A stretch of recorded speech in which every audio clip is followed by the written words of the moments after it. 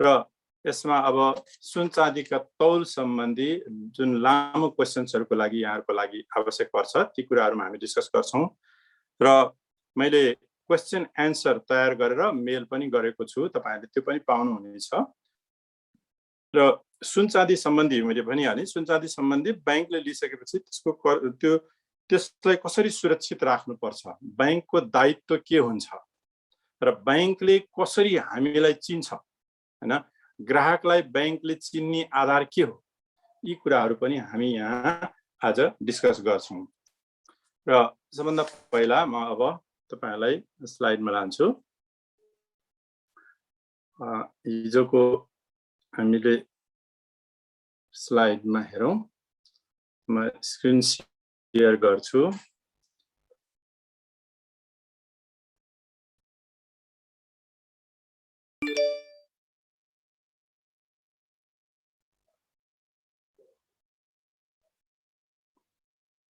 Okay हामीले हिजो आयातको अवस्था यहाँसम्म गरेका थियौं र यसैबाट म आज स्टार्ट गर्छु सुन चाँदी आयात गर्दा यो जुन नोट छ यो नोट त तपाईहरुलाई म पठाइदिउँला र यसमा तपाईहरुले नोट गर्नुपर्ने कुराहरु चाहिँ के हो त हाइलाइट गर्नुपर्ने कुरा के हो त आयात कसरी हुन्छ नेपालमा सुन हिजो पनि अलिकति डिस्कस गरिसकेको छ तर अब म आज चाहिँ नि लङ एन्सर बेसमा जान्छु हिजोसम्म अब्जेक्टिभ बेसमा थिए भने अब आज म तपाईहरुलाई लङ एन्सर बेसमा जान्छु सेकेन्ड पेपरको लागि र यसको लागि तपाईहरुले नेपालमा सुनको आयातको अवस्था भनेर लेख्नुस् टपिक चाहिँ नि situation of importing gold in Nepal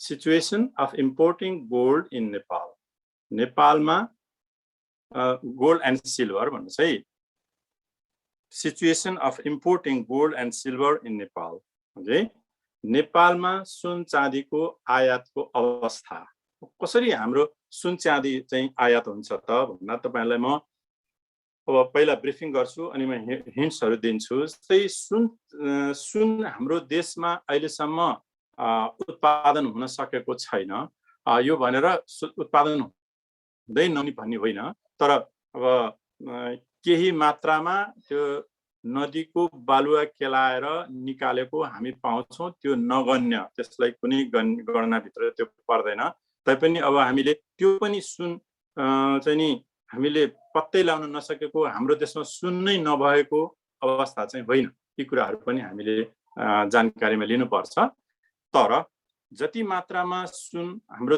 देशको लागि आवश्यक पर्छ अथवा हाम्रो देशमा खपत हुन्छ यी सबै खपत हुने युनिटको सुन हाम्रो देशमा उत्पादन हुँदैन त्यसैले हामीले सबै सुन चाहिँ नि अरु देशबाट अथवा विदेशबाट हामीले ल्याउनु पर्ने हुन्छ यसरी विदेशबाट सुन ल्याउँदाखेरि के कुरामा आधारित भएर हामीले सुन ल्याउनु पर्छ त भन्दा लेख्दै जाउँ है पोइन्ट्सहरु लेख्दै जाउँ while importing the gold and silver from other countries what things has to be considered what things are to be considered okay that you need to write there while importing the goods from other countries we should have to consider the term and conditions that are prolonged by our country and the rule and regulations that is developed by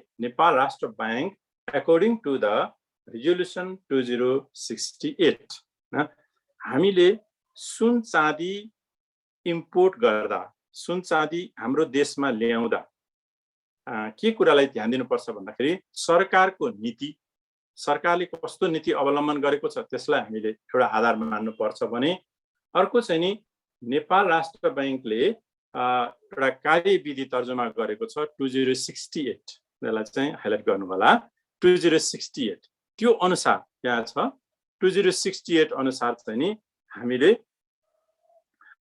यो कार्यविधि जुन राष्ट्र बैंकले तयार गरेको छ त्यसको आधारमा हामीले सुन आयात गर्न सक्छौं र यसको लागि तपाईहरुले पोइन्ट्सहरु लेख्दै जानुस् त 1 नम्बर म हिन्ट गरेर लेख्नुस् है सर कीबोर्ड पनि आयो सर त्यहाँ स्क्रिनमा कीबोर्ड पनि आयो ए हस् ओके यहाँ अलिकति सच्याउँदाखेरि आउँछ त्यो, ठिक छ। ओके, आयातको अवस्था हैन। अब आयातको अवस्थाको लागि हिन्टको रूपमा लेख्नुस् त, नेपालमा उत्पादन नहुने। Okay, it is not produced in Nepal. नेपालमा उत्पादन नहुने। यो हिन्टहरू तपाईलाई मैले जुन दिएको छु त्यो चाहिँ बुलेट गरेर लेख्नुपर्ने हुन्छ। पहिला अलिकति ब्याकग्राउन्ड दिने अनि बुलेट गरेर लेख्ने। नेपालमा उत्पादन नहुने।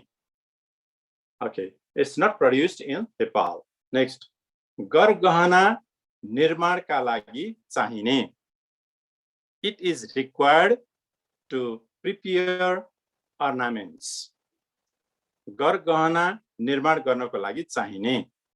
It is required to prepare the ornaments. Okay.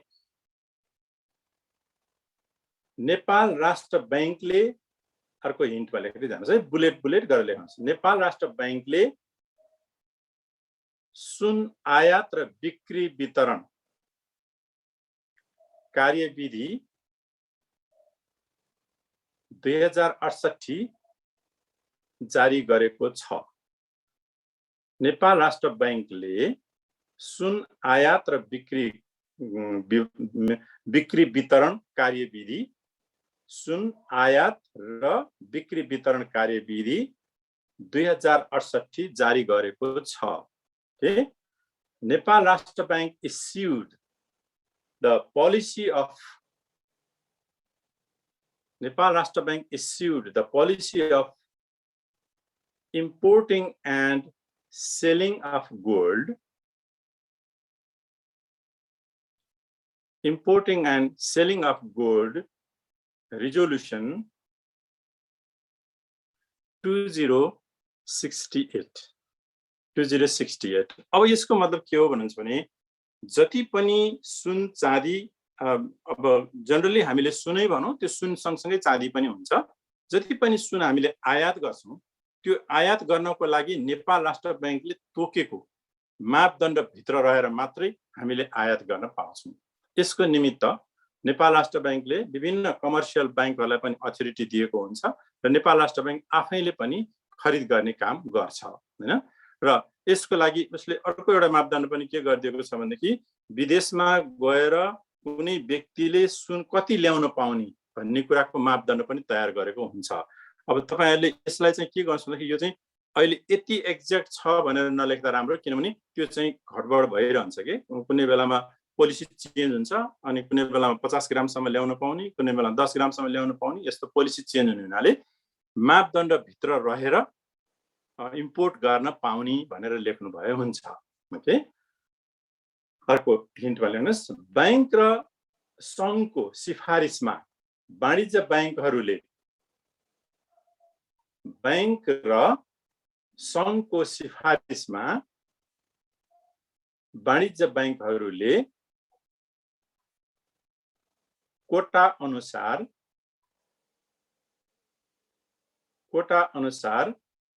बाहिरी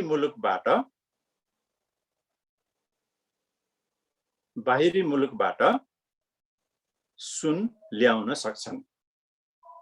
बैंक र संघको सिफारिसमा वाणिज्य बैंकहरूले कोटा अनुसार बाहिरी मुलुकबाट सुन ल्याउन सक्छन्। Okay, I'll tell it again.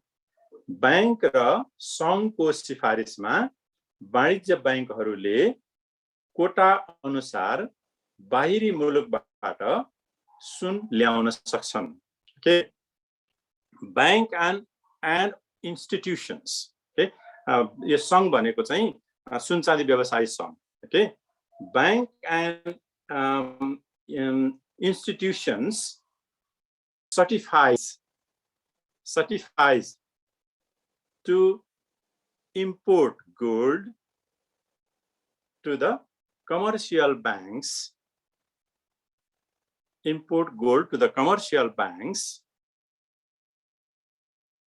they are allowed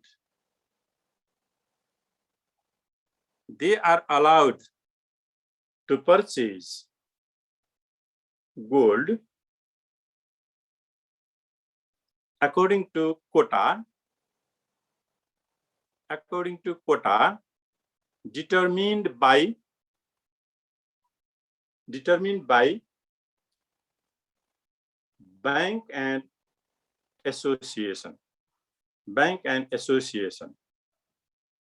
Okay, bank र त्यो सुनचाँदी व्यवसायी संघ एउटा एसोसिएसन त्यसले डिटरमिन गर्छ र त्यो डिटरमिन गरेको कोटा अनुसार चाहिँ नि नेपालमा सुनचाँदी इम्पोर्ट गरिन्छ। अब यसको बारेमा पनि कस्तो हुन्छ भन्नुहुन्छ भने जुनसुकै कमर्सियल बैंकलाई पनि जतिसुकै सुन आयात गर्न दिने अवस्था हुँदैन, किनभने त्यो हुने बित्तिकै फेरि भद्रगोल किसिमले धेरै सुनहरू भित्रिन सक्छ अनि सुनको मूल्य पनि जथाभावी हुन सक्छ। त्यसैले के गर्छ भने राष्ट्र बैंकले चाहिँ राष्ट्र बैंक र नेपाल सरकार यो दुईटैको चाहिँ एउटा कम्बिनेसनमा एउटा रुल बनाएको हुन्छ। त्यो रुल अनुसार चाहिँ कति किलोसम्म उनीहरूले सुन ल्याउन सक्ने भन्ने किसिमको एउटा मापदण्ड दिएको हुन्छ र त्यो अनुसारको सुन चाहिँ नि बैंकहरूले ल्याएर बिक्री वितरण गर्न सक्छन्।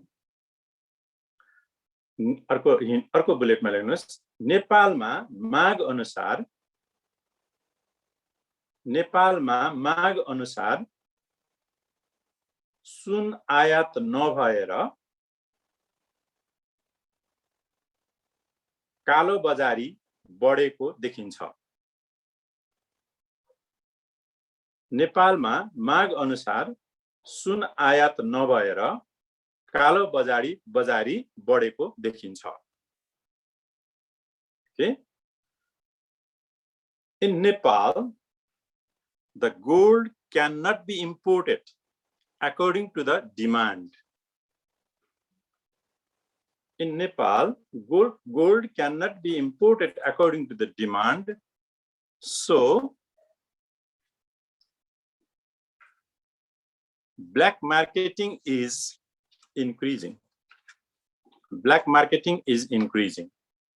कालो बजारी चाहिँ बढिराखेको छ। अब हाम्रो देशमा सुनको आयातको अवस्था यो किसिमको छ। तपाईहरुले यो आयातको स्थिति के छ त देशमा भन्ने कुरालाई चाहिँ यसरी यो पोइन्ट वाइज अब पहिला ब्याकग्राउन्ड दिनुस्, ब्याकग्राउन्ड दिइसकेपछि अनि यसरी बुलेटिङ गरेर लेख्नु पर्ने हुन्छ। यी क्वेशन्सहरु आउने भयो। अर्को अब जर्ती र रसायनको वैज्ञानिक मापदण्ड। अर्को टपिकमा लेख्नुस्, जर्ती र रसायनको वैज्ञानिक मापदण्ड। यसमा के छ त? कसरी जर्ती कटाउने, कसरी यसको चाहिँ नि अब रसायन मिलाउने, हैन? जर्ती र रसायन भनेको के हो पहिला तपाईलाई क्लियर गर्छु अनि म फेरि यो हिन्ट पनि दिन्छु। रसायन भनेको सुन दुईटा टुक्रालाई जोड्नको लागि तयार गरिने अथवा साना साना गहना बनाउनको लागि बीचमा जोड्नु पर्ने, हैन? रसायनमा के हुन्छ भन्ने कुरा हामीले हिजो लेखिसकेका छौं। ताई पनि गोल्ड 50% हुन्छ, हैन? त्यसपछि अब जिंक हुन्छ अनि कपर हुन्छ, हैन? त्यस्तै सिल्भर हुन्छ। यिनीहरु चाहिँ मिसाएर त्यो एउटा रड बनाएको हुन्छ। त्यो रडले चाहिँ रसायन गर्ने भन्नाले दुईटा टुक्रालाई जोड्ने, त्यो रसायन भयो। है, त्यसलाई सोल्डरिङ भन्छ। अब जर्ती भनेको चाहिँ के हो भन्नुहुन्छ भने सुनलाई अहिले यो पाठमा त आउँछ, तैपनि मैले तपाईलाई अहिले भन्छु यो पोइन्ट लेख्नुभन्दा अगाडि। यो जर्ती भनेको चाहिँ के हो भने सुनलाई पिट्दाखेरि, हैन? हामी त पगालेर त्यसलाई अब आकारमा ल्याउनलाई पिट्छौं। पिट्दाखेरि अनि त्यसको अब पोलिशिङ गर्दाखेरि सफा गर्नु पर्यो नि, त्यसलाई उजी ल्याउने भन्छौं नि हामी। उजी ल्याउनु पर्यो, सफा गर्नु पर्यो, त्यस्तै घोट्नु पर्यो, हैन? अनि यी कारणहरूले गर्दाखेरि सुनमा केही मात्रा सुनको चाहिँ लस हुन्छ, हैन? डिक्रिज हुन्छ। हो त्यसलाई चाहिँ भनिन्छ जर्ती। Okay, all right. जर्ती भनेको के हो भन्दाखेरि it is a loss. Okay, जर्ती, that erosion, it is a loss of the gold by melting, polishing and rubbing for the different purposes while preparing and while cleaning the ornaments. That is, we say jarti, or that is loss. Okay, JARTI. तपाईहरुले रोमनमा पनि लेखिदिनुस्, इंग्लिशमा लेख्ने साथीहरुले रोमनमा पनि लेखेर यसलाई clear गरिदिनु पर्छ। किनभने हामीहरुले question copy हेर्दाखेरि तपाईहरुको भाषा यो त्यो अक्षर राम्रो नराम्रो त्यो हामी कन्सिडर गर्दैनौं। हामीलाई चाहिने कुरा तपाईले बुझ्नु भएको छ कि छैन त्यो मात्रै हेर्नु हो। बुझ्नु भएको छ भने त्यो क्लियर भयो। त्यसैले यसलाई चाहिँ नि क्लियर गर्दिनु पर्ने हुन्छ। जर्ती भनेको यो भयो भने रसायन भनेको चाहिँ दुईटा टुक्रा जोड्ने। अब नेपालमा रसायन र जर्तीलाई वैज्ञानिक मापदण्डको रूपमा कसरी लिएको छ त? है ल यसरी अब यसलाई चाहिँ यो टपिकलाई तपाईहरु अब पोइन्ट गरेर लेख्नुस् है त, हिन्ट गरेर लेख्नुस्। साना गहना वा अन्य गहना बनाउन, साना गहना वा अन्य गहना बनाउन, टल्काउन,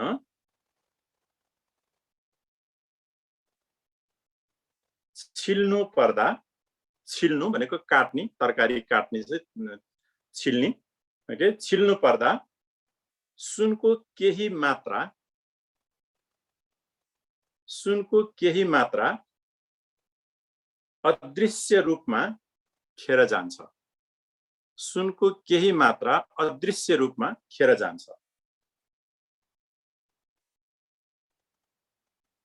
त्यसलाई जर्ती भनिन्छ। त्यसलाई जर्ती भनिन्छ। Okay, write in English also. While making small type of ornament and while making small type of ornaments and other ornaments,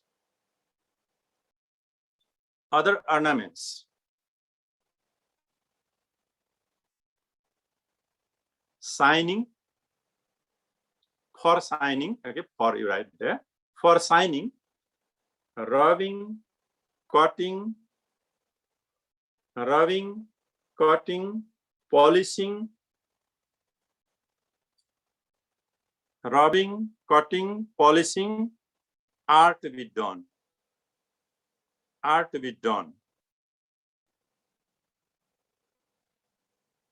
While using these practices, a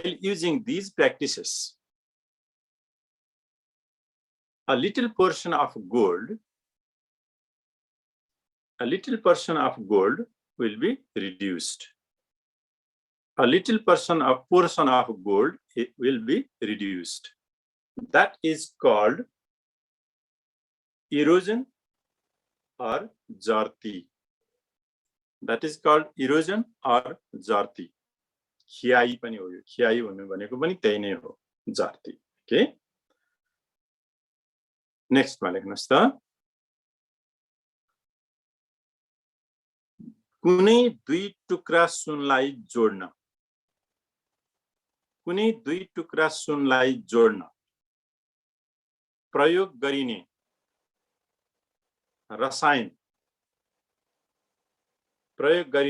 रसायन पनि सुनको मात्रामा गणना हुन्छ। सुनको मात्रामा गणना हुन्छ, त्यसलाई रसायन भनिन्छ।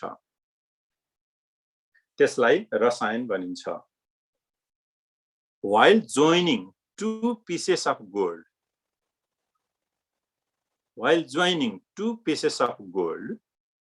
soldering is necessary.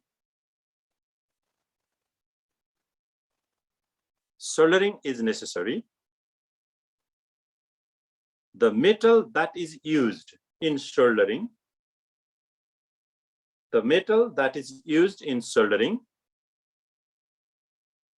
is also calculated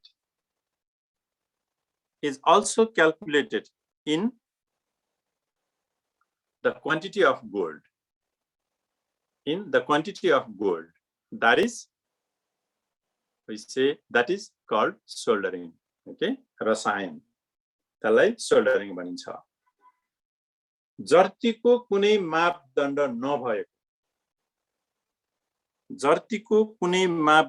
नभएको, there is no any standard of jarti. Or erosion.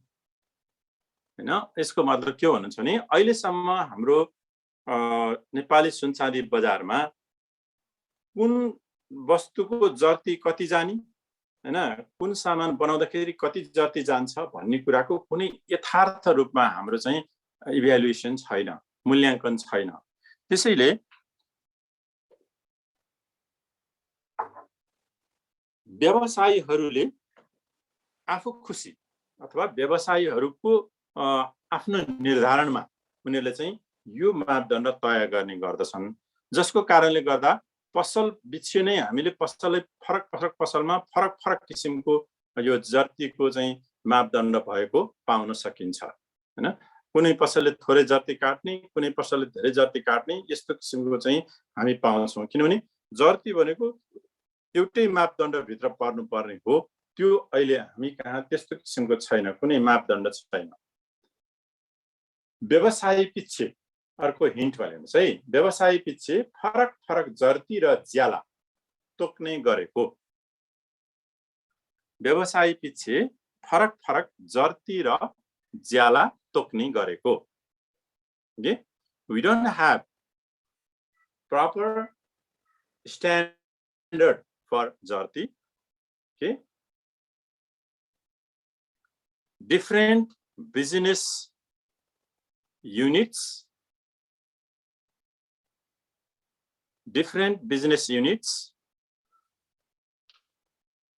determine jarti and wage. Determine jarti and wage. Erosion and wage. Erosion लेख्नुहुन्छ, जर्ती रोमनमा लेखिदिनुस्। जर्ती र ज्यालाको चाहिँ कुनै मापदण्ड छैन भन्नाले अब फरक फरक पसलमा फरक फरक किसिमको जर्ती पनि फरक किसिमले कटाएको हामी पाउँछौँ र ज्याला पनि फरक फरक किसिमले कटाएको पाउँछौँ। किनभने यस्तो यति तोला सुनको यस्तो गहना बनाउँदाखेरि यति जर्ती काट्नु पर्ने अथवा यति सुनको यति ज्याला लिनुपर्ने भन्ने अहिलेसम्म कुनै मापदण्ड छैन। त्यसले गर्दाखेरि चाहिँ हाम्रो नेपाली बजारमा यो किसिमको प्र्याक्टिस भइराखेको छ, अथवा सुन चाँदीमा कुनै जर्ती कति काट्ने भन्ने पनि भएन, कति ज्याला लिने भन्ने पनि भएन। त्यसैले अहिले यो कारणले गर्दाखेरि के भइराखेको छ भने लेख्नुस् त पोइन्टमा चाहिँ उपभोक्ताको शोषण भएको, उपभोक्ताको शोषण भएको। Customers are in corruption, customers are in corruption, हैन। यो कारणले गर्दाखेरि चाहिँ नि कस्टमरहरू करप्सनमा छन्, कुनै अब मापदण्ड छैन, जसको कारणले गर्दाखेरि चाहिँ नि यो किसिमको करप्सन हामीले भोग्नु परेको छ भनेर तपाईले जर्ती र रसायन वैज्ञानिक मापदण्ड, हैन, क्वेशन नै आउने हो। जर्ती र रसायनको मापदण्ड कसरी तयार गरिन्छ भनेर सोधेको खण्डमा तपाईले यी पोइन्टहरू लेख्नुपर्ने हुन्छ। अब अर्को हेडिङमा लेख्नुस् सुन चाँदी कर्जाको सुरुवात। सुन चाँदी कर्जाको सुरुवात है, सरी, सुन चाँदी कर्जाको सुरुवात। अब यो सुन चाँदीको कर्जा लिने सिस्टम चाहिँ नि हाम्रो देशमा कहिलेदेखि सुरु भयो अथवा कसरी यो प्रचलन चाहिँ आयो, हैन। यसको हिस्टोरिकल्ली हेर्ने हो भने तपाईले लेख्दा पनि यिनै कुराहरूलाई नै लेख्नुपर्ने हुन्छ। हिस्टोरिकल्ली हेर्ने हो भने पहिला पहिला सुन चाँदी, हैन, सुन चाँदीको सट्टापट्टा अथवा लेनदेन, सुन दिएर पैसा लिने काम चाहिँ नि व्यक्ति व्यक्तिको बीचमा चल्थ्यो। व्यक्ति व्यक्तिको बीचमा जोसँग सुन छ उसलाई पैसाको खाँचो पर्यो भने सुन लगेर सम्बन्धित व्यक्तिलाई दिने, हैन। महाजनहरू, साहु महाजनहरू हुन्छन् नि, उनीहरुकोमा लगेर सुन धितो राख्ने र उनीहरूले आफूलाई आवश्यक परेको पैसा लिने र पछि सावा ब्याज सहित बुझाएर आफ्नो सुन फिर्ता लिने। त्यो व्यक्ति व्यक्तिको बीचमा पहिला चलन चाहिँ यसरी आएको हामी पाउँछौँ, हगि। व्यक्ति व्यक्तिको बीचमा चलन भएको पाइन्छ। तर यो कहिलेदेखि सुरु भएको भन्ने कुरा चाहिँ अहिलेसम्म पनि एउटा तथ्याङ्क प्राप्त भएको छैन।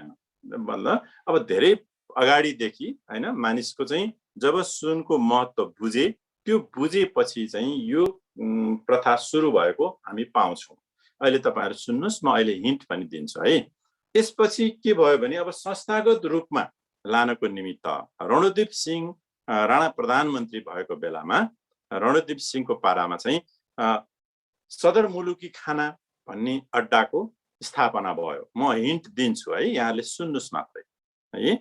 सदरमुलुकी खानाको अड्डाको स्थापना भयो। त्यो सदरमुलुकी खाना अड्डाले चाहिँ के काम गर्ने भने स्पेशली सैनिकहरूलाई पैसा आवश्यक पर्यो भने उनीहरूसँग भएको गर गहना लगेर त्यो अड्डामा राख्ने र त्यो अड्डाले चाहिँ उनीहरूलाई पैसा दिने, हैन, यसरी पैसा चाहिँ नि उनीहरूको पैसाको कारोबार चलाइदिने, यस्तो किसिमको सुरुवात चाहिँ नि रणदीप सिंहको पालामा भएको पाइन्छ।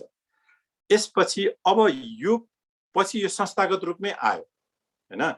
अनि पहिला चाहिँ नि अब सैनिकहरूले प्रयोग गर्थे भने सर्वसाधारणलाई पनि यो सुविधा दिन थालियो। त्यहाँबाट चाहिँ सुन चाँदी धितो राखेर पैसा लिने चलन हाम्रो देशमा आएको हामी पाउँछौँ।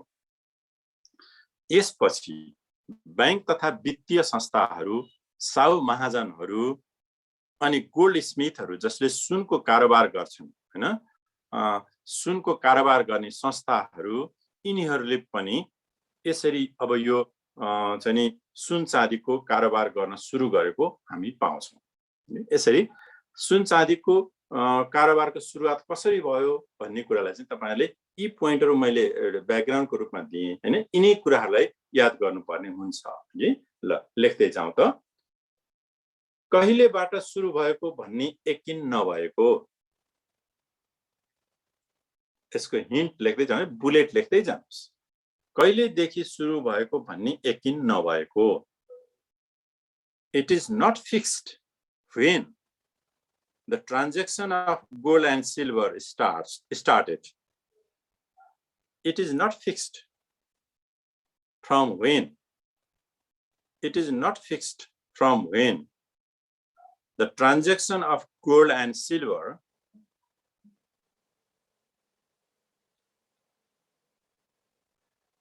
was started. यो कहिलेबाट सुरु भएको भन्ने कुरै हामीलाई थाहा छैन। किनभने अब सुन बन्धक राखेर ऋण लिने भन्ने चलनको सुरुवात चाहिँ नि कहिलेबाट भएको भन्ने कुरा अब हामीले यकिन गर्न सक्दैनौँ। तर एउटा सुरु अब कहाँदेखि सुरु भयो भन्ने कुरा चाहिँ अब इतिहास हेर्दाखेरि यसरी भएको हामी देख्दछौँ, हैन। सुरुमा यस्तो ऋण व्यक्ति व्यक्तिको बीचमा मात्र लेनदेन हुने गर्दथ्यो। सेकेन्ड बुलेटमा लेख्नुस् है। सुरुमा यस्तो लेनदेन, यस्तो ऋण, सुरुमा यस्तो ऋण व्यक्ति व्यक्तिको बीचमा मात्र, व्यक्ति व्यक्तिको बीचमा मात्र लेनदेन हुने गर्दथ्यो। At the beginning, such type of loan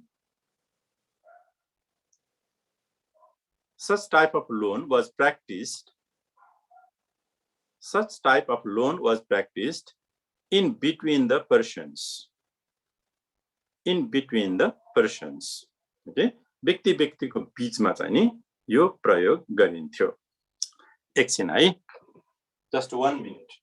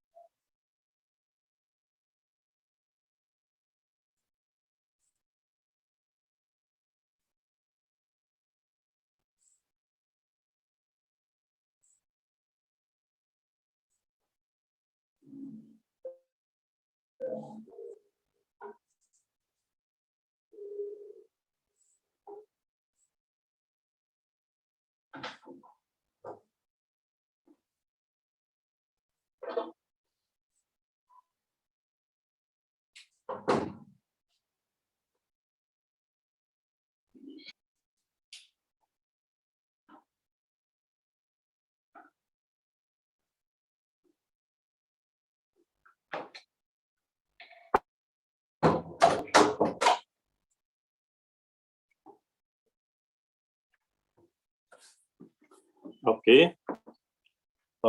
यो सुरुमा चाहिँ यो व्यक्ति व्यक्तिको बीचमा मात्रै चलन थियो हैन। अर्को हिन्ट पाल्नुहोस् त, राज्यले पनि सर्वसाधारणलाई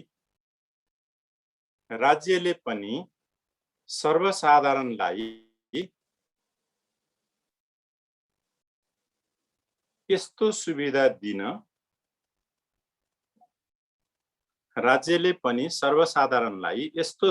दिन थालेपछि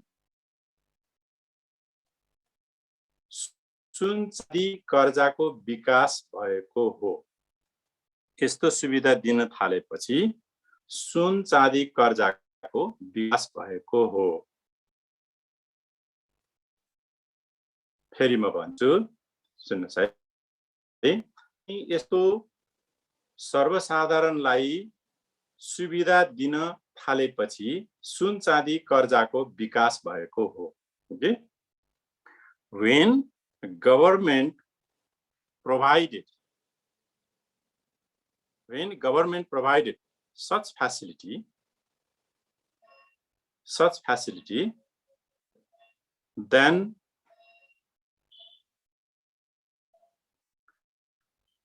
loan from gold and silver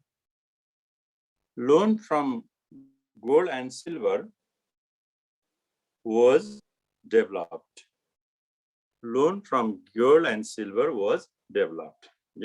सरकारले नै यो दिन थालेपछि अनि यो चाहिँ बढी मात्रामा विकसित भएको हामी पाउँछौं। ओके, नेक्स्ट भन्नुस् त, नेपालमा औपचारिक रूपमा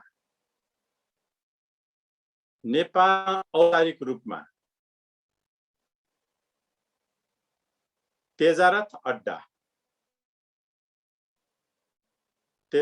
अड्डा स्थापना भएपछि नेपालमा औपचारिक रूपमा तेजारथ अड्डा स्थापना कार्य औपचारिक रूपमा गर्न थालियो। यो कार्य औपचारिक रूपमा गर्न थालियो। The context of Nepal, in the context of Nepal, after the establishment of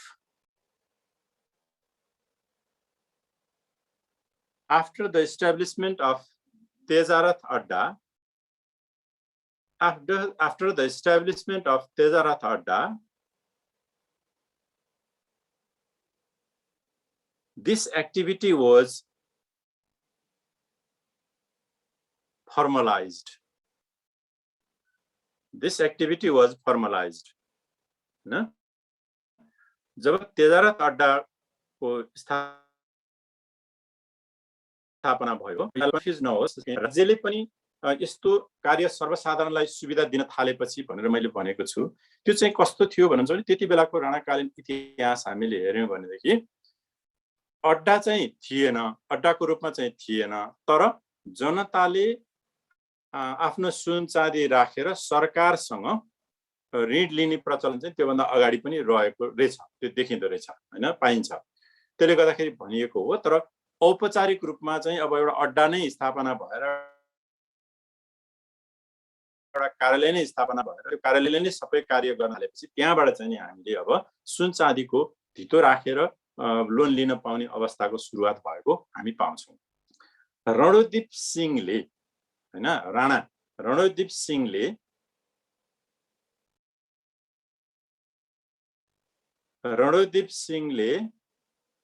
सैनिकलाई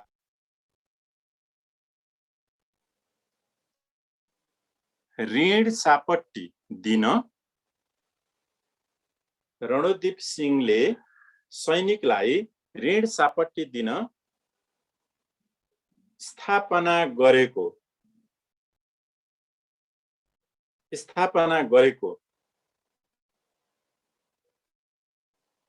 अड्डा त्यही तेजारथ अड्डा के तेजारथ अड्डा हो है यो चाहिँ अड्डा पछि सर्वसाधारणले पनि उपभोग गरेको पाइन्छ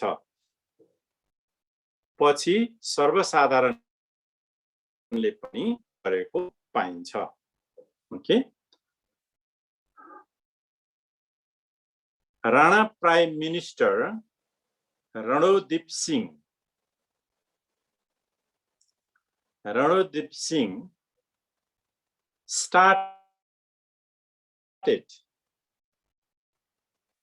started loan practice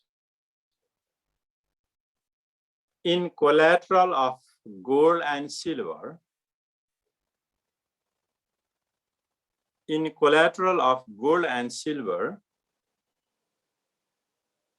to military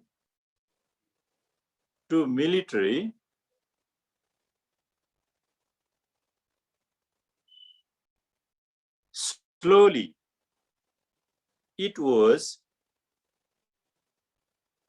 facilitated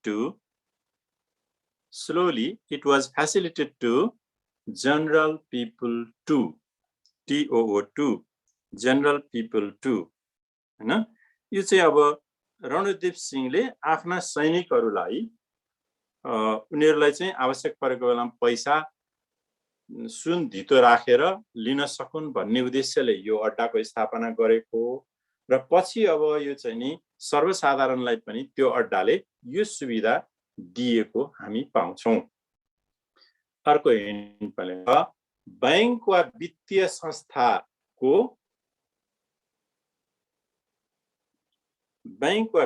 संस्थाको कारोबार भित्र बैंक तथा वित्तीय संस्थाको कारोबार भित्र सुन चाँदी धितो ऋण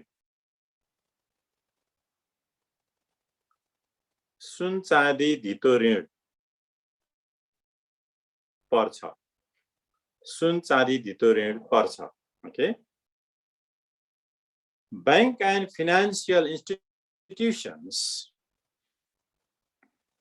bank and financial institutions also consider the lending policy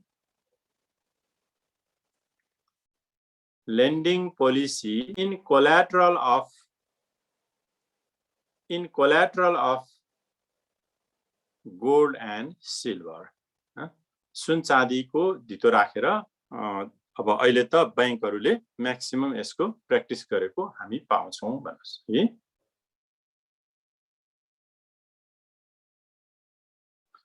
अर्को लेख्नुस् त बैंक तथा वित्तीय संस्थाको ब्याज साहु तथा सुन चाँदी व्यवसायीले भन्दा कम हुने बैंक तथा वित्तीय संस्थाको ब्याज दर साहु तथा सुन चाँदी व्यवसायीले भन्दा कम हुने The interest rate of loan in collateral of gold and silver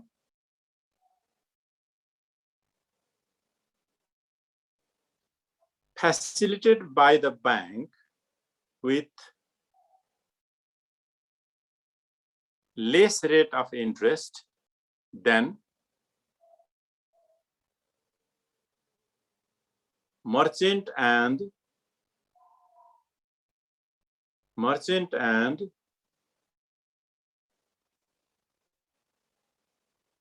business people. Merchant and business people. अब यो किसिमको पनि हुन्छ। बैंक तथा वित्तीय संस्थाहरूमा हामीले सुन चाँदी राखेर जुन किसिमको ब्याज तिर्नु पर्छ हैन, त्यो चाहिँ अब हामीले व्यक्तिगत रूपमा साहु महाजनसँग लियौं अथवा हामीले चाहिँ अब सुन चाँदी व्यवसायीहरूसँग लियौं, सँग हैन कि व्यवसायीहरूसँग लियौं भने त्यो चाहिँ नि ब्याज दर हैन, बैंकले लिने ब्याज दर हामीलाई कम हुन्छ भने व्यक्तिले अथवा सुन चाँदी व्यवसायीहरूले लिने ब्याज दर चाहिँ बढी हुन्छ। त्यो स्वाभाविकै कुरा हो, किनभने उनीहरूसँग हामीले कम ब्याज दरमा लिन सक्दैनौँ। उनीहरूले त अब त्यो ब्याज दर पनि आफूले डिटरमिन गर्ने भएको हुनाले जसरी पनि उनीहरूले लिन सक्छन्, त्यो चाहिँ बैंक तथा वित्तीय संस्थाले दिने भन्दा महँगो दर हुन्छ भनेर सही।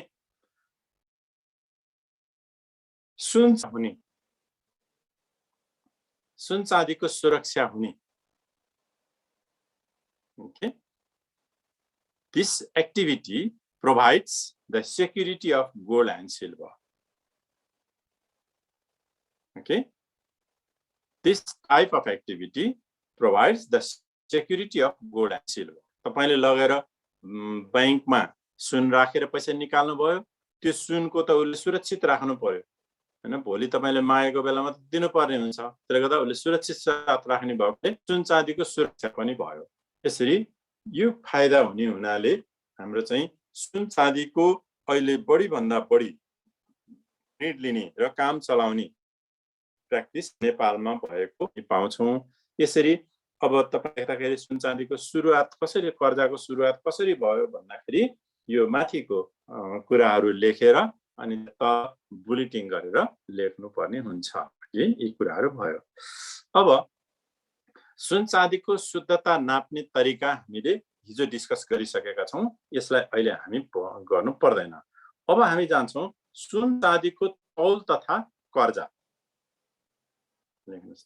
सुन चाँदीको तौल तथा कर्जा यतातिर चाहिँ हामी जान्छौं। अब सुन चाँदीको तौल कसरी डिटरमिन गर्ने, कर्जा कसरी डिटरमिन गर्ने।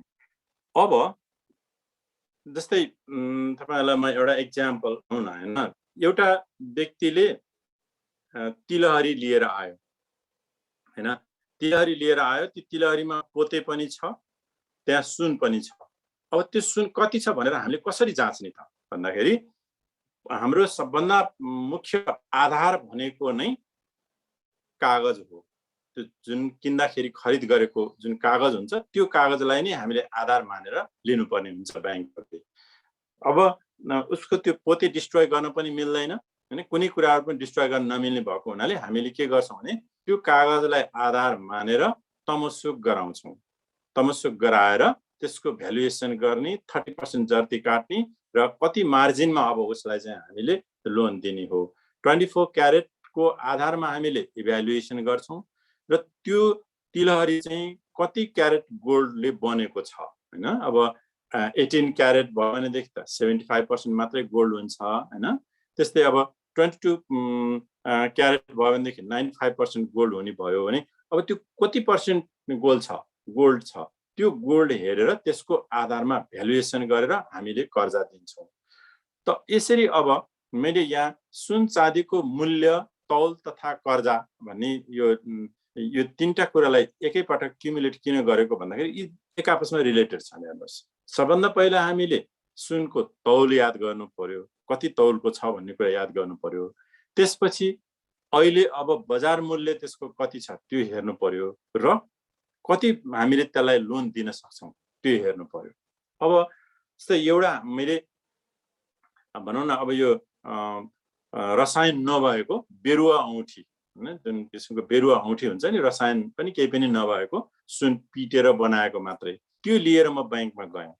बैंकले त्यसलाई हेर्दाखेरि अब बाहिर हेर्दाखेरि त त्यो गोलो छ हैन, भित्र त्यसमा के छ त, सुन नै छ कि छैन, त्यो कुरा उनीले जज गर्छन्। त्यो जाँच गर्ने विविध तरिकाहरू हुन्छ। हेर्नुस्, त्यसलाई ढुङ्गामा खसाल्यो भने सुनको अर्कै आवाज आउँछ, त्यहाँ मेटल अरु केही मिसियो भने त्यसको अर्कै आवाज आउँछ। त्यो आवाजको आधारमा पनि उनीहरूले सुन यहाँ कति % छ भन्ने कुरा थाहा पाउँछन्। त्यसैले सुन जाँचकी हुनु भनेको यो एकदम जटिल कुरा हो। यसलाई धेरै ट्रेनिङ हुन्छ। तपाईहरु बैंकमा गइसकेपछि पनि त्यसको धेरै ट्रेनिङ दिइन्छ। अनि त्यसपछि मात्र त्यो काममा तपाई पहिला अब इन्टर्न गर्नुपर्ने हुन्छ। इन्टर्न भनेको कस्तो भने एउटा विज्ञ व्यक्तिको पछि लागेर तपाईले धेरै लामो समयसम्म काम गर्नुपर्ने हुन्छ। त्यसपछि मात्रै तपाई त्यो काममा पोख्त हुन सक्नुहुन्छ। किन यो सुन जाँच्ने भन्ने कुरा चाहिँ साह्रै क्रिटिकल र साह्रै क्रुसियल कुरा पनि हो। त्यसमा अलिकति मात्रै तलमाथि पर्दाखेरि संस्थालाई ठूलो नोक्सानी हुन्छ, त्यो आफ्नै ठाउँमा छ। तर व्यक्तिगत रूपमा पनि यसले ठूलो समस्या निम्ताउन सक्छ। त्यसैले सबभन्दा पहिला हामीले के गर्छौं भन्दा सुन हामी कहाँ आयो त्यसलाई हामी त्यो कति तौलको छ हेर्छौं। पहिला तौल हेर्छौं। तौल हेरिसकेपछि त्यसको क्वालिटी हेर्छौं, हैन? लेख्दै जान्छ है। सुन चाँदीको मूल्य तौल कर्जा भन्नेमा चाहिँ के कुरा याद गर्नु पर्यो?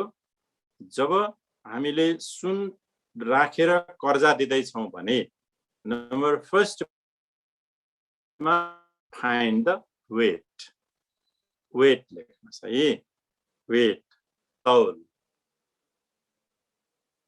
Price, okay? प्राइस त्यो चाहिँ हामीले मार्केट प्राइसबाट डिटर्मिन गर्छौं। आजको मार्केट प्राइस कति छ त्यसकै आधारमा डिटर्मिन गर्छौं यसलाई चाहिँ। अब भोलिको मार्केट हामी हेर्दैनौं, घट्ने बढ्नेसँग हामी सम्बन्ध गर्दैनौं। बैंकले त्यस्तो चाहिँ गर्दैन। जस्तै शेयरको चाहिँ 180 दिनको एउटा एभरेज निकाल्ने, हैन? शेयर स्वप रेशियोहरु डिटर्मिन गर्ने भने जस्तो यसमा हुँदैन। यसमा चाहिँ नि आजको बजार भाव कति छ त्यसकै आधारमै डिटर्मिन हुन्छ। त्यसले गर्दा इट इज भेरी रिस्की। अनि अब पहिला तौल हेर्ने भयो, okay? Weight, then after we consider the price, okay? Market price, right? Dash गर्दै गर्दै क्रम गर्दै जानुहोस्। Market price, then margin. Market price पछि margin, okay? Margin, okay? Margin with evaluation भन्नुस्। मार्जिन विथ इभ्यालुएसन, त्यसको इभ्यालुएट पनि गर्नु पर्यो, मूल्य कति आउँछ भन्ने कुरा। Margin with evaluation. नेक्स्टमा लेख्नुस् लोन एप्रुभड। लोन एप्रुभड, हैन? पहिला हामी के गर्छौं? कसैले सुन राख्न आयो, त्यसको तौल हेर्छौं। कति तौलको छ त्यो सुन, त्यो हेर्छौं। त्यसपछि हामी त्यसको बजार मूल्य हेर्छौं। बजार अब हामी त्यसलाई के गर्छौं भन्दाखेरि बजार मूल्य हेर्छौं र त्यसको क्वालिटी हेर्छौं। त्यो कुन क्वालिटीको गोल्ड हो? त्यो 24 क्यारेटको हो कि 22 क्यारेटको हो कि? यी तीनटा क्यारेट चाहिँ बढी बजारमा चल्छन्। मैले तपाईहरुलाई हिजो भनिसकेको छु। बढी बजारमा चल्ने यी तीनटा क्यारेट हुन्। अब ती तीनटा क्यारेटहरु मध्येमा कुन चाहिँ क्यारेटको हाम्रो त्यो गोल्ड छ त्यसलाई हामी हेर्छौं र त्यसको भ्यालुएसन गर्छौं। प्राइस भ्यालुएट गर्छौं। प्राइस भ्यालुएट गरिसकेपछि त्यो प्राइसको 30% हामी मार्जिन काट्छौं। 30% मार्जिन काटिसकेपछि अब जति पैसा हुन आउँछ त्यो पैसालाई चाहिँ हामीले ग्राहकलाई दिने सन्दर्भमा हामी छलफल गर्छौं। जस्तै उसको 1 लाख आउने रहेछ भनेदेखि हामी यो तपाईको 30,000 मात्रै आउँछ भनेर बार्गेन सुरु गर्छौं। त्यसपछि उसलाई जति पैसाको खाँचो उसलाई बढी नै परेको हुन्छ र सुनको प्योरिटी हेरेर हामी 60 to 80% सम्म हामीले दिन सक्छौं। जस्तै 70 to 80 भनेर मैले हिजो भने पहिला अब बार्गेन गर्ने 50% मात्रै दिने, किन बढी दिने? बढी दियो आफूलाई रिस्क हुन्छ। त्यसैले त्यसलाई 60% सम्म गर्ने, त्यसभन्दा माथि 70%। अब राम्रो क्वालिटीको गोल्ड छ भने हामी 80% सम्म पनि दिन सक्छौं। यी कुराहरुलाई याद गर्नु पर्यो है। पहिलो तौल याद गर्नु पर्यो, त्यसपछि मार्केट प्राइस याद गर्नु पर्यो, मार्केट प्राइस अनुसार भ्यालुएसन गर्नु पर्यो। भ्यालुएसन पछि हामीले चाहिँ अब कति उसलाई पैसा दिने, टोटल पैसा कति निस्किन्छ त्यसको 30% मार्जिन कटाएर उसलाई दिन सक्ने पैसाको सन्दर्भमा हामी अब नेगोसिएट गर्छौं, उसँग छलफल गर्छौं र अनि उसलाई हामीले कर्जा दिन्छौं। यसरी दिन्छ है। ल अब यसको हिन्ट लेख्नुस् त।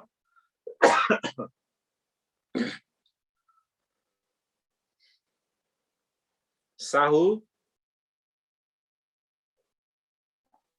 सुन चाँदी व्यवसायी बैंक तथा वित्तीय संस्थामा धितो राखी ऋण लिने चलन छ। ऋण लिने चलन छ। अब त्यो यो सुनलाई चाहिँ कस्तो अब डल ढिका सुन हुँदैन। हाम्रो विभिन्न किसिमका गहनाहरू हुन्छन्, विभिन्न किसिमका हाम्रा आभूषणहरू हुन्छन् हैन।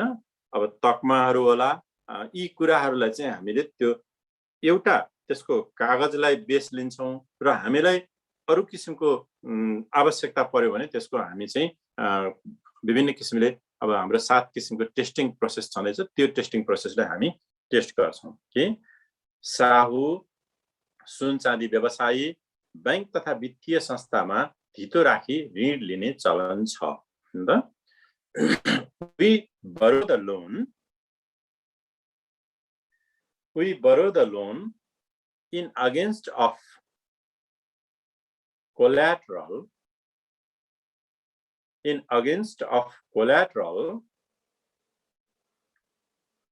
from merchant,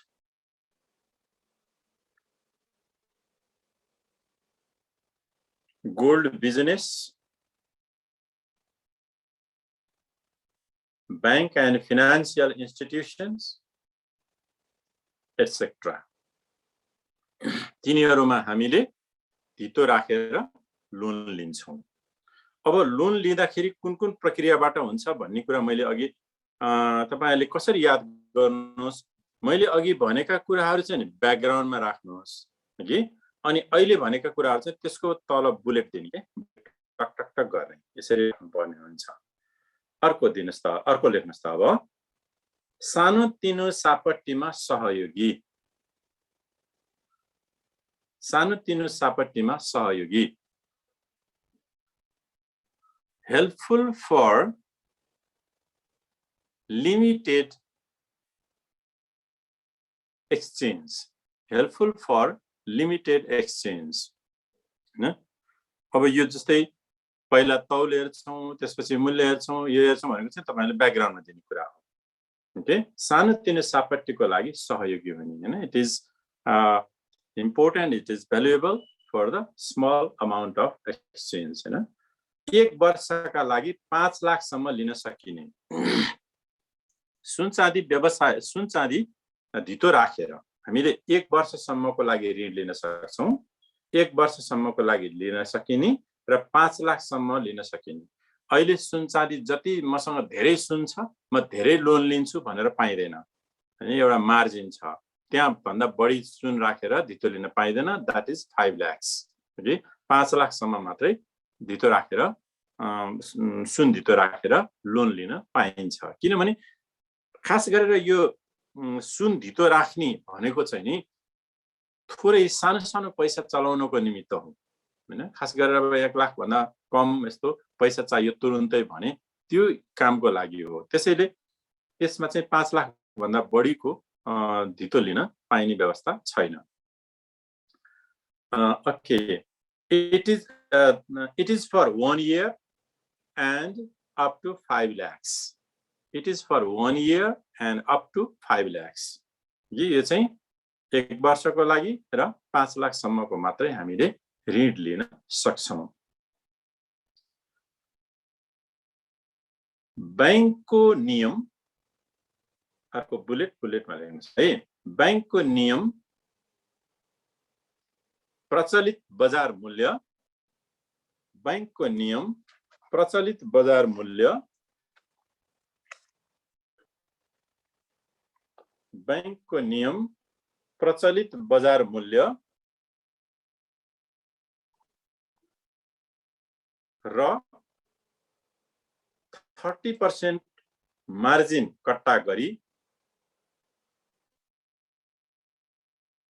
30% मार्जिन कट्टा गरी 60 to 80% 60 to 80% सम्म ऋण दिन सकिने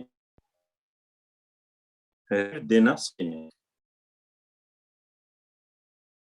considering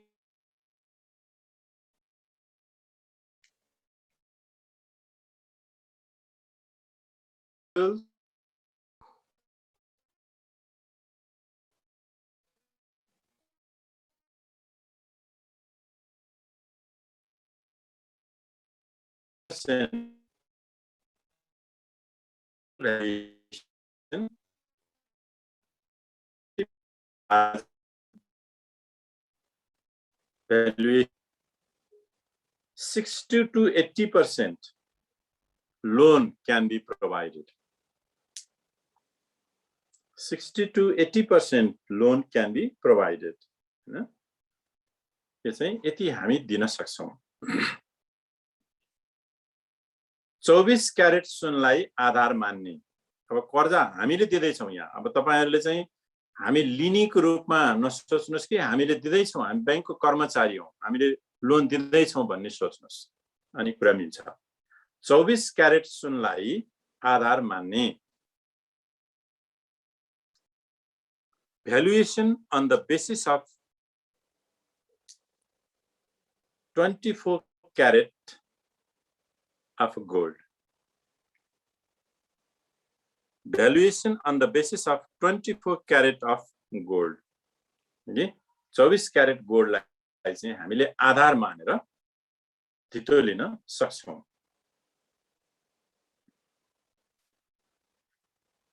अब अर्को एउटा छ हेर्नुस् बैंकहरुको अर्को नियम छ कस्तो नियम भन्नुहुन्छ भने यहाँ अर्को पोइन्टमा आयो जस्तै बैंकमा अब बैंकले चाहिँ 24 क्यारेटको सुनलाई आधार मानेर धितो लिने गर्छ यदि 24 क्यारेटकै सुन बैंकमा आयो भने त त्यो अब सजिलैसँग भइहाल्यो तर त्यो भन्दा कम क्यारेटको आयो जस्तै 22 क्यारेटको आयो 18 क्यारेटको आयो 15 क्यारेटको आयो 10 क्यारेट 9 क्यारेट सम्म हुन्छ भनेर हामीले हिजो भन्यौं त्यो तल क्यारेटको सुन आयो भने त्यो सुन धितो राखेर त्यसको लोन दिने टोटल जिम्मेवारी चाहिँ नि कर्मचारीलाई सुम्पिएको छ बैंकहरुले त्यो कर्मचारी पूर्ण रूपमा त्यसको जिम्मेवार हुनुपर्छ ओके बैंकले बैंकको कर्मचारी नै त्यसमा चाहिँ नि जिम्मेवार हुनुपर्छ त्यसैले यसमा लेख्नुस् त 24 क्यारेट भन्दा कम गुणस्तरको सुन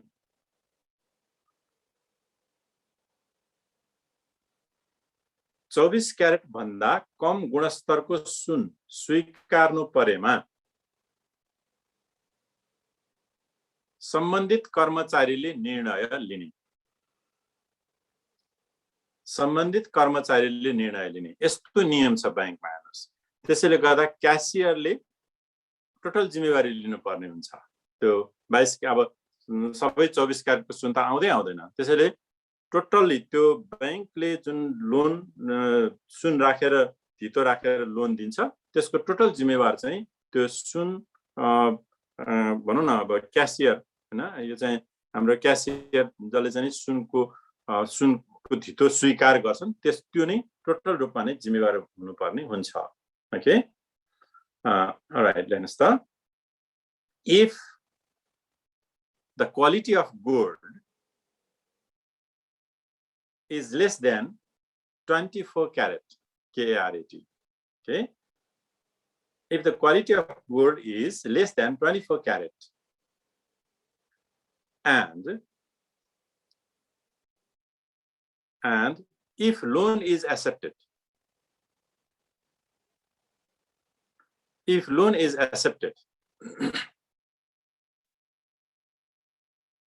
total responsibility goes to the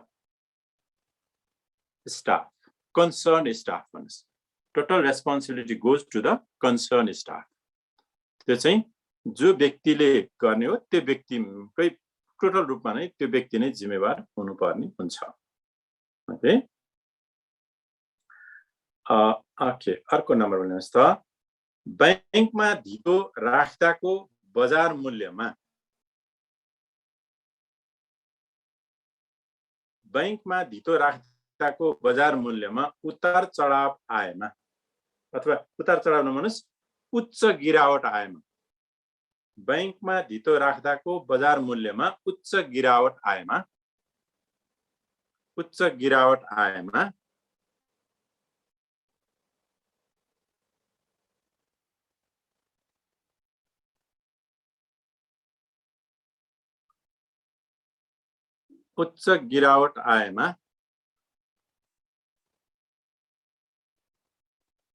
सम्बन्धित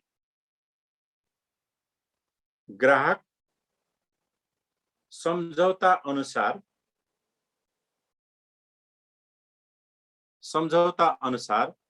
थप रकम भुक्तान गर्न राजी हुनुपर्नेछ। थप रकम भुक्तान गर्न राजी हुनुपर्नेछ। Okay, all right. अब त्यो कहिलेकाहीँ कस्तो हुन्छ भने सुनको मूल्य अब अहिले त हाइकिङ पोजिसनमा छ, बढिरहेको छ हैन। अब स्वाटै घट्न थाल्छ कहिलेकाहीँ।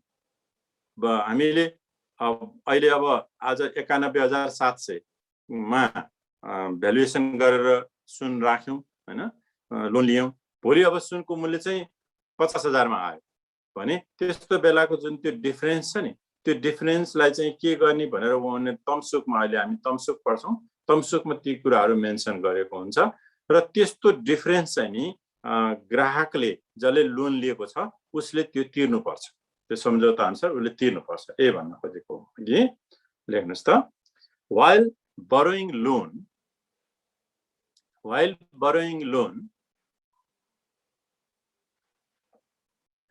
the valuation of gold is done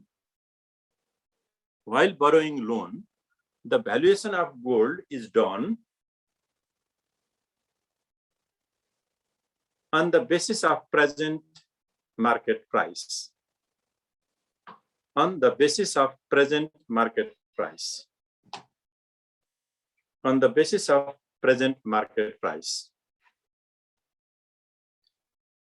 If the market price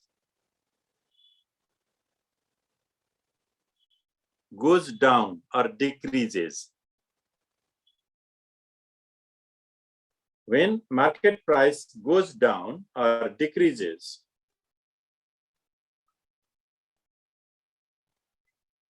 the client will be liable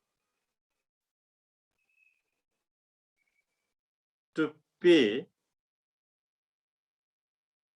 extra amount according to the contract.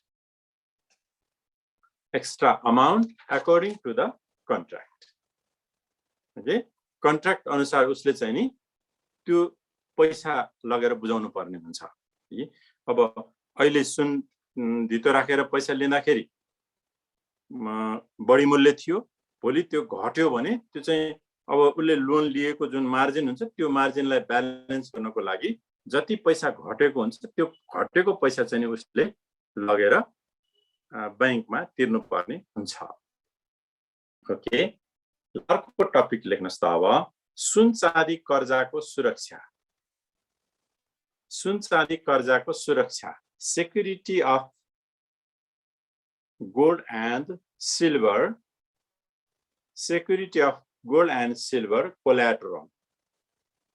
collateral है, security of gold and silver collateral। अब यो कोल्याटरलमा राखेको सुनलाई चाहिँ बैंकले कसरी सुरक्षित राख्नुपर्छ त? यो कस्तो हुन्छ भन्नुहुन्छ भने हामीले जति गोल्ड लगेर राखेका छौं, हामीले बैंकको शर्त अनुसार जुन धितो लिएका छौं, ऋण लिएका छौं, त्यो ऋणलाई हामीले फिर्ता गरिसकेपछि हामीले जसरी दिएको छ हाम्रो गहनाहरू सुनहरू त्यसरी नै बैंकले हामीलाई फिर्ता दिनुपर्छ। त्यसमा कुनै किसिमको तलमाथि हुनु हुँदैन। त्यसैले सुन धितो लिँदाखेरि बैंकहरूले के गर्छन् भने पहिला तौल हेर्छन्, क्वालिटी हेर्छन्, बजार मूल्य हेर्छन्, मार्जिन गर्छन्। अब यो त्यसपछि कति % दिने भनेर नेगोसिएट गर्छन्। नेगोसिएट भइसकेपछि यसलाई एउटा कपडाको थैलोमा राखिन्छ र त्यो कपडाको थैलोमा राखेर त्यसलाई चाहिँ लाछाप लगाइन्छ। लाछाप भनेको कस्तो हुन्छ भन्नुहुन्छ भने त्यो लाछाप लगाएपछि सम्बन्धित व्यक्ति, त्यो सुनसँग सम्बन्धित व्यक्ति र बैंकको बीचमा मात्रै त्यसलाई खोल्ने हो। अब नत्र भने त्यो अघि पछि खोल्न पाइँदैन, त्यसरी राखिन्छ। त्यो लाछापको मूल्य भनेको सम्बन्धित व्यक्तिको रोहबरमा मात्रै त्यो खोल्न पाइन्छ, नत्र भने त्यो खोलिँदैन। त्यसैले त्यो कपडाको बाहिरपट्टि पोकोमा चाहिँ लेखिन्छ कुन व्यक्तिको नाममा कर्जा राखिएको हो, कति सुन छ, कस्ता कस्ता सुनहरू त्यहाँ छन्, सबै कुराहरू बाहिर त्यसको विवरण लेखिन्छ। भित्र कागज पनि त्यो थैलोभित्र राखिन्छ। अनि त्यसलाई चाहिँ लाछाप गरेर त्यो अरूले खोल्न नसक्ने गरेर त्यसलाई कानुनी रूपमा बन्द गरेर राखिन्छ। अब राखिसकेपछि सुरक्षा दिने भनेको त के हो भने त्यो सुन हराउला भन्ने हो। मैले 10 टुक्रा सुन राखेको छु र त्यसबाट धितो राखेर मैले पैसा निकालेँ। 10 टुक्रा सुन नै मैले पैसा सबै धितो फिर्ता गरिसकेपछि त मलाई 10 टुक्रा सुन नै चाहियो।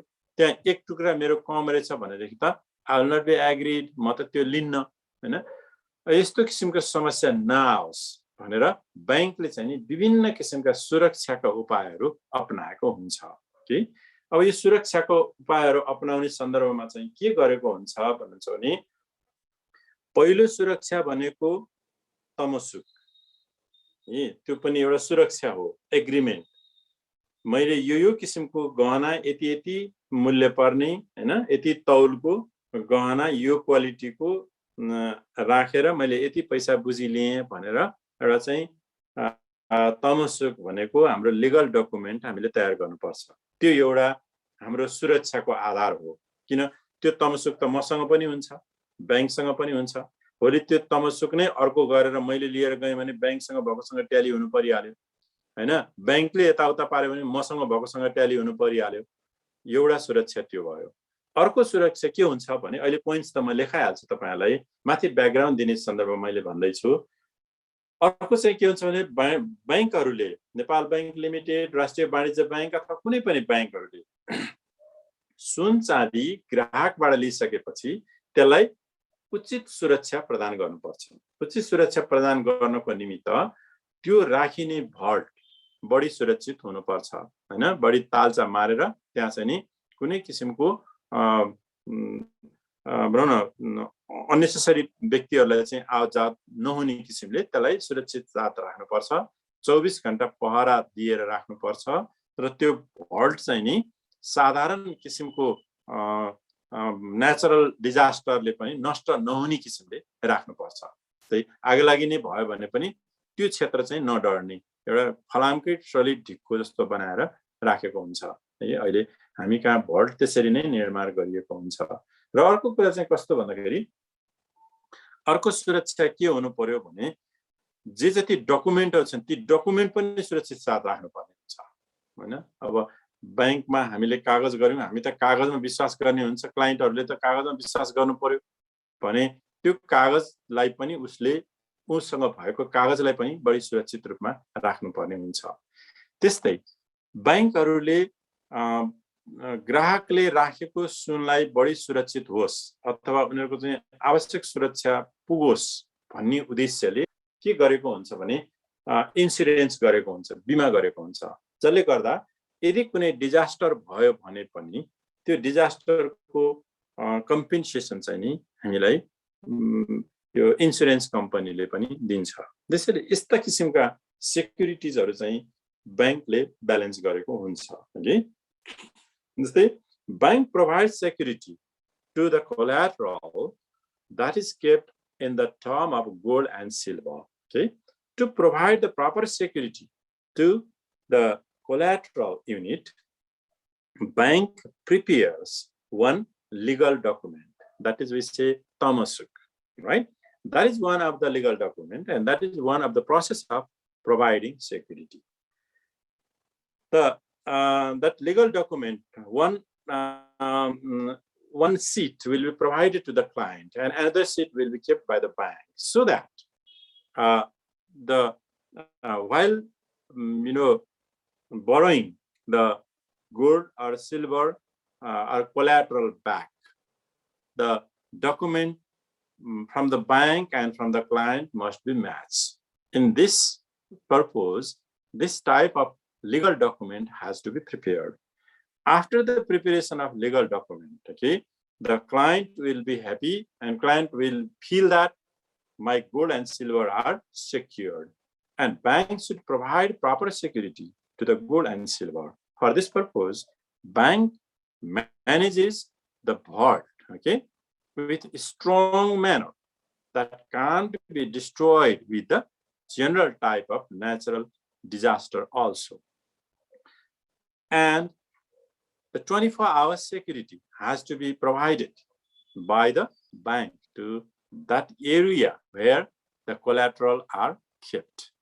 And when collateral is accepting by the bank also manages legal formalities, making one baggage, okay, with the cotton cloth, and this should be stamped with the government legal policies. Then after that should be kept in the secure place. यसरी सुरक्षित साथ हामीले राखिदिनु पर्छ। ग्राहकले ल्याएको गहना कुच्चिनु पनि भएन, उसले जुन किसिमले हामीले बुझाएको छ त्यही किसिमले हामीले उसलाई दिनुपर्ने हुन्छ। त्यसैले कुनै किसिमको दाग लाग्ने, कुनै किसिमको कुच्चिने, कुनै किसिमको ड्यामेजहरु हुनु हुँदैन। यी सबै कुरा मिलाउनको निमित्त बैंकले चाहिँ नि बढी भन्दा बढी सुरक्षा प्रदान गर्नुपर्ने हुन्छ। ओके, अब यो सेक्युरिटी प्रदान गर्ने सन्दर्भमा चाहिँ बैंकले के कुराहरु याद गर्नुपर्छ त, हैन? कसरी सुरक्षा दिन्छ त? यसकै हिन्ट लेख्नुस् त।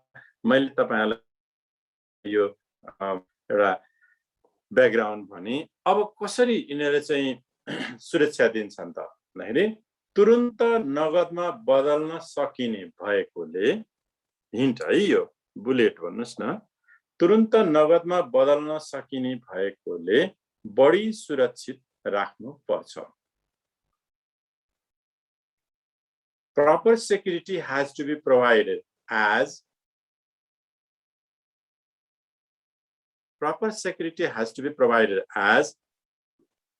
it is easy into cash.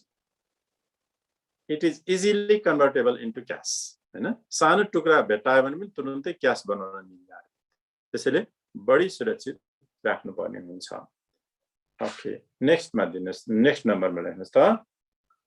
बढी उपयुक्त तरिका अपनाउनु पर्ने।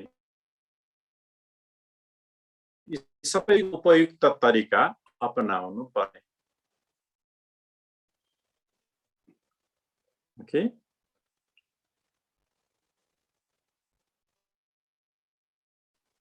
security process has to be used. Proper security process has to be used. Legal documents should be kept with proper security. Legal document should be kept with proper security. तमसुकलाई उचित सुरक्षा साथ राख्नुपर्छ। तमसुकलाई उचित सुरक्षा साथ राख्नुपर्छ। सुन त पोको पारेर हामीले भल्टमा राख्ने सिद्धियो, तर त्यो तमसुक चाहिँ नेपाली कागजमा हुन्छ। नेपाली कागजमा पानी पर्यो भने गइहाल्यो, त्यो किराले खान्छ, हैन? मोइस्चर भयो भने बिग्रिन्छ त्यो। त्यसैले गर्दा त्यो कागजलाई पनि बढी सुरक्षित राख्नुपर्ने हुन्छ। अर्कोमा लेख्नुस् त।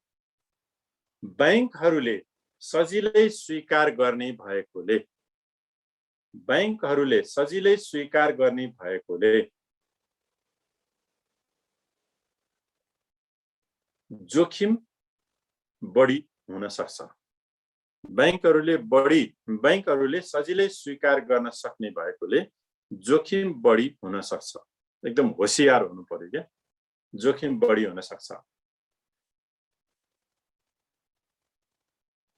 As the bank accepts easily,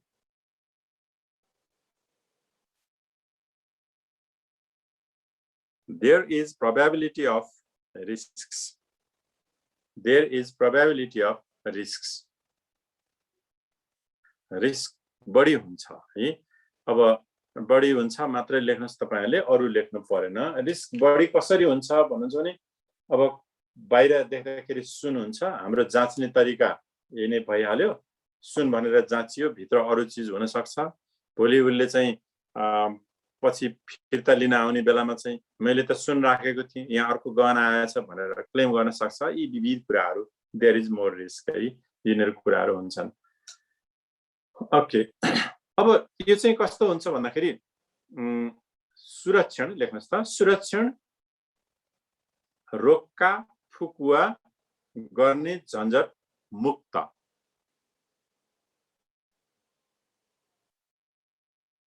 सुरक्षण रोक्का फुकुवा गर्ने झन्झट मुक्त। No legal formalities are required. No legal formalities are required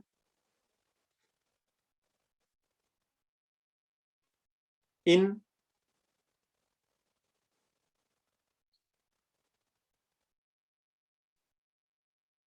making secured for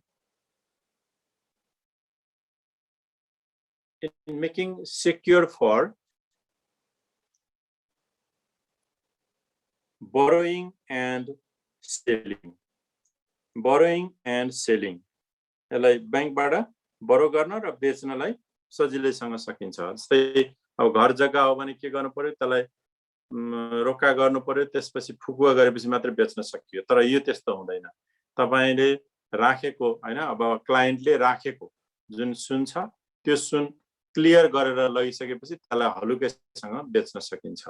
त्यसैले पनि यो चाहिँ बढी सुरक्षित साथ राख्नुपर्ने हुन्छ, किनभने त्यो क्लाइन्ट अरु आएर लिन सक्छ, त्यसमा पनि बढी सचेत हुनुपर्ने हुन्छ। सुरक्षा व्यवस्था चुनौतीपूर्ण हुन्छ। सुरक्षा व्यवस्था चुनौतीपूर्ण हुन्छ। Security management is challenging. Security management is challenging. हामी विभिन्न बैंकहरुमा राखेको कोल्याटरल चाहिँ यस्तो भएको, यो अप्ठ्यारो परेको, अर्को कोल्याटरल पाइएको, आफ्नो पैसा सुन चाँदी नै नभएको भन्ने यस्ता कुराहरु धेरै सुन्छौं नि। यी कारणहरु के हुन्छ भन्दा यी सेक्युरिटी मेजरहरुमा चाहिँ वीकनेस आयो भने यी कुराहरु हुन्छन्। ओके, चुनौतीपूर्ण हुन्छ। अर्को लेख्नुस् त, सेक्युरिटी अत्याधुनिक र भरपर्दो हुनुपर्ने। सेक्युरिटी अत्याधुनिक र भरपर्दो हुनुपर्ने।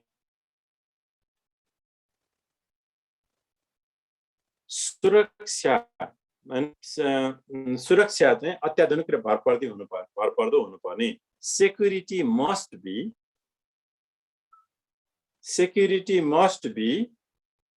modern,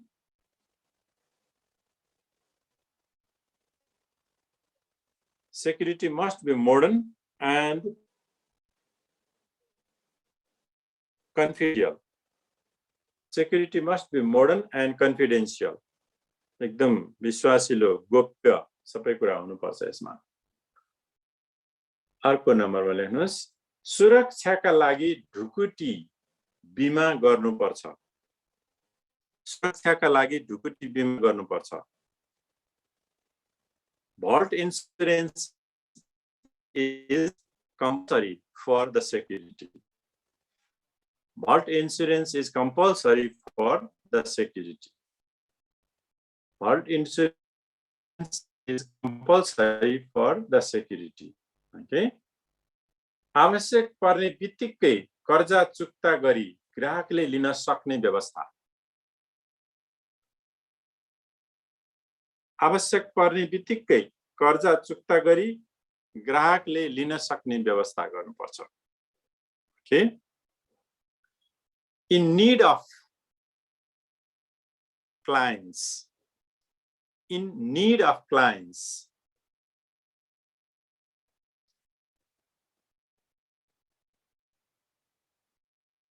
the collateral can be withdrawn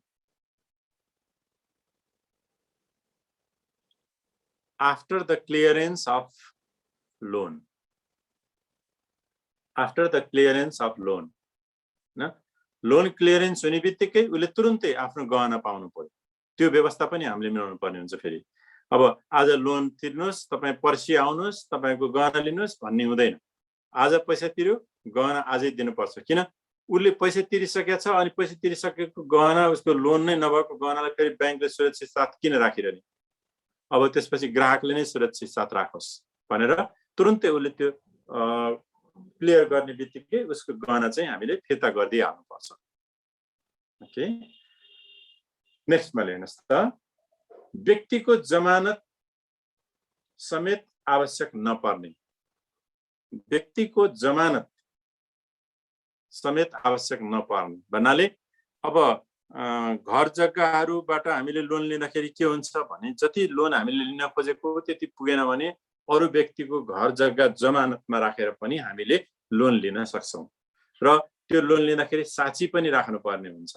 अब यो सुनको लागि चाहिँ नि कुनै किसिमको जमानत पनि परेन, सुन भ्यालुएसन गर्यो, त्यो भ्यालुएसन अनुसार उनीहरूलाई ऋण दिने भनेर यो एकदम सुरक्षित के एकदम सेक्योर्ड। यो ब्याङ्कमा पनि सुनको कारोबारमा सुनलाई राखेर पैसा दिनलाई ब्याङ्कले पनि एकदम उत्साहित भएर दिन्छ, सजिलोसँग दिन्छ, यो एकदम हलुका हुन्छ।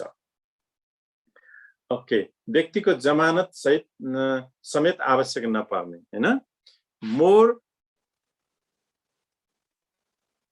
agreement of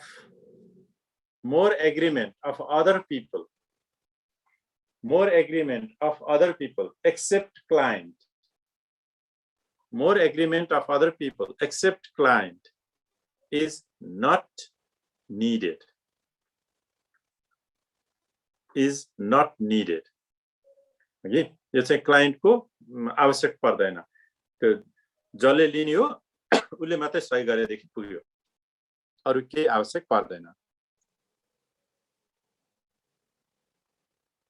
कर्जा लगानीमा जोखिम कम हुने, कर्जा लगानीमा जोखिम कम हुने। अब सेक्युरिटी त जोखिम हुन्छ हामीले अघि भन्यौं हैन, तर कर्जा लगानीमा चाहिँ यो सेक्युरिटी जोखिम हुँदैन, किनभने 30% मार्जिन काटेकै हुन्छ। अब हाम्रो बजार मूल्य अनुसार उसलाई दिएको हुन्छ, केही गरी उसले 1 वर्षभित्र तिरेन भने त्यसलाई लिलाम गर्न सकिन्छ।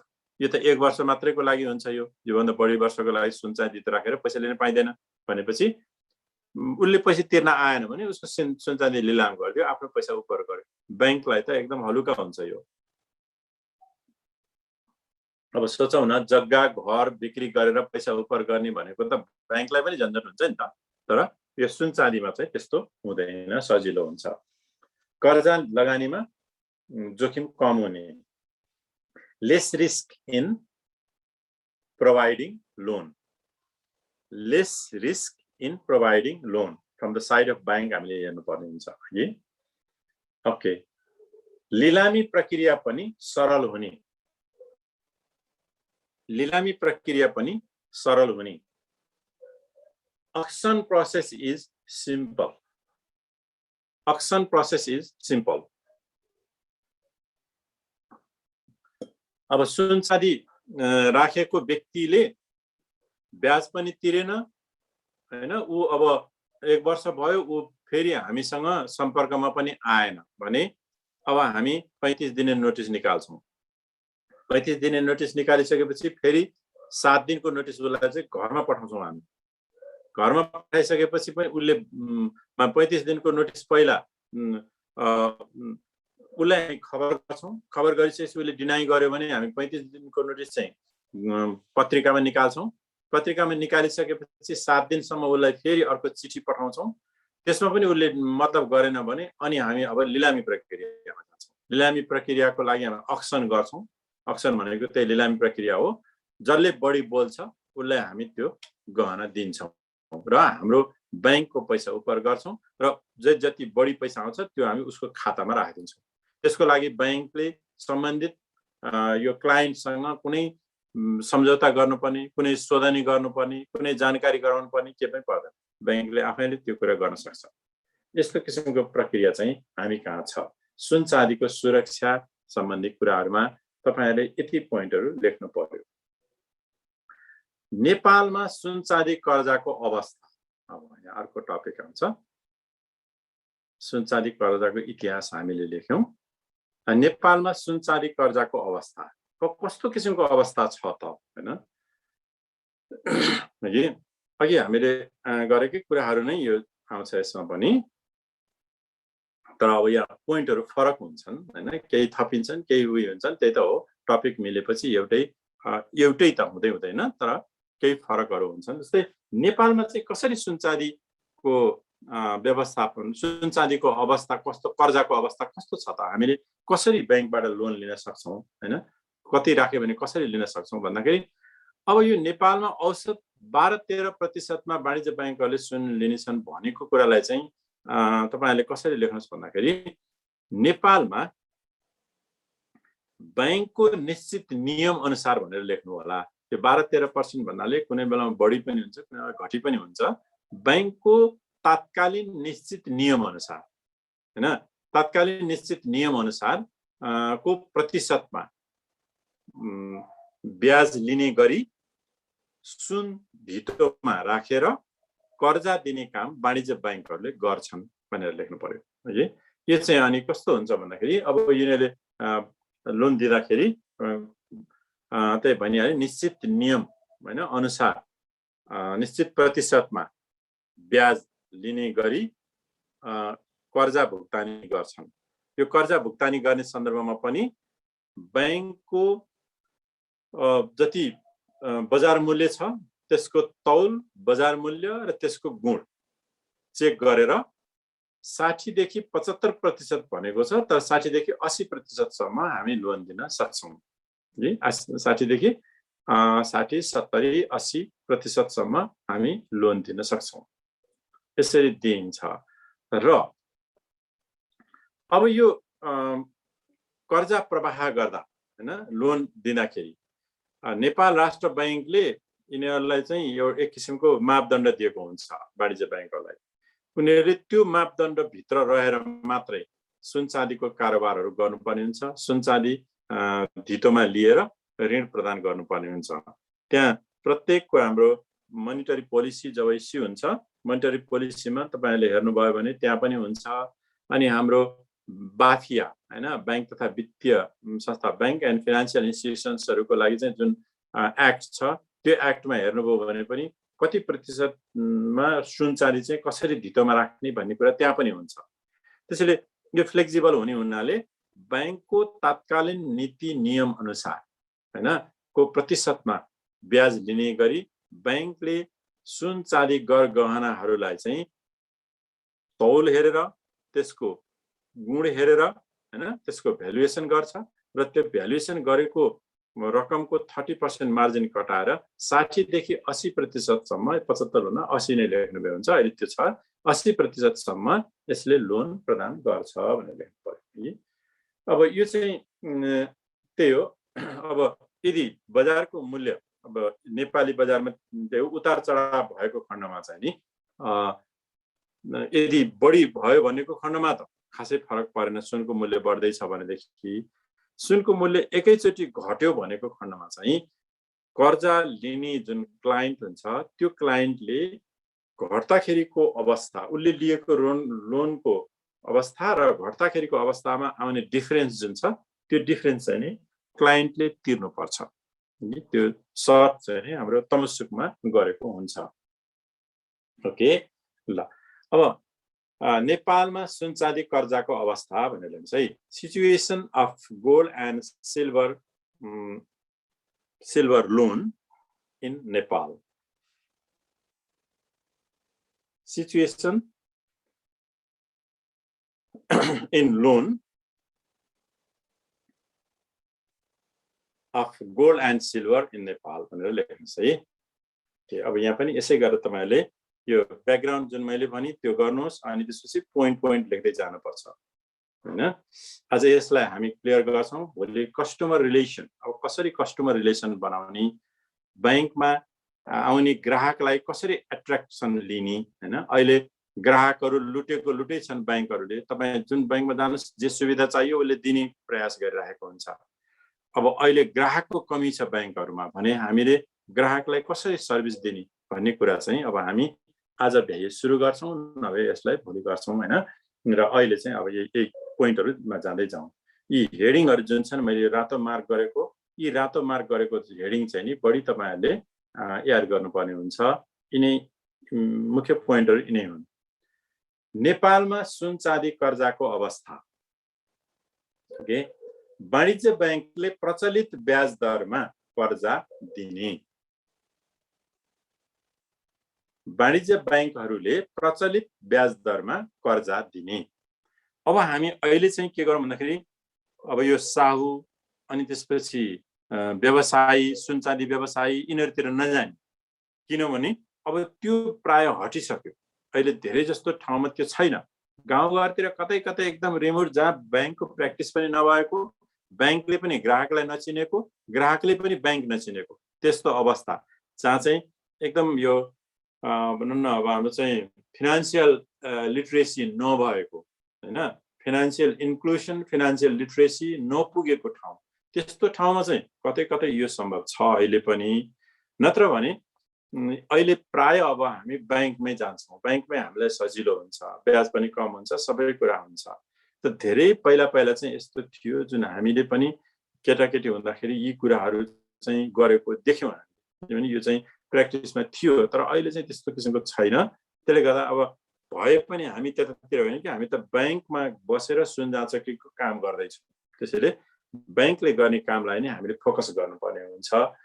वाणिज्य बैंकहरूले प्रचलित ब्याज दरमा कर्जा दिने गरेका छन्। यी प्रचलित ब्याज दर मैले यहाँ 12-13 भनेको भन्दा पनि प्रचलित ब्याज दरमा भन्नुहोस् है। ओके, इंग्लिशमा लेख्नुहोस् त। Commercial banks provide loan commercial banks provide loan in collateral of gold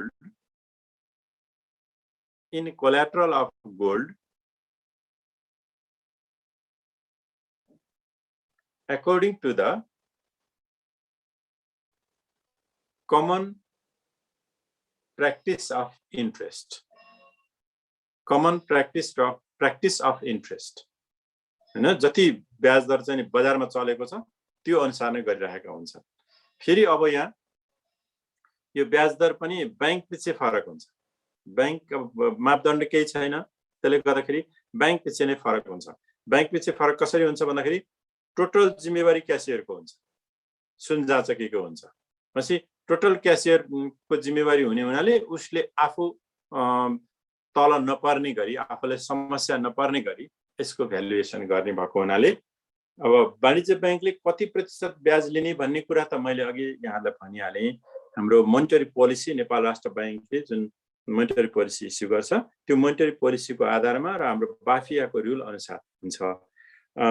र अहिले बजारमा अब कुन किसिमले चलेको छ त्यसमा तल माथि हैन पार्ने गरेर उनीहरूले चाहिँ आफै निर्धारण गर्छन्, बैंकहरूले नै निर्धारण गर्छन्। यो 60 to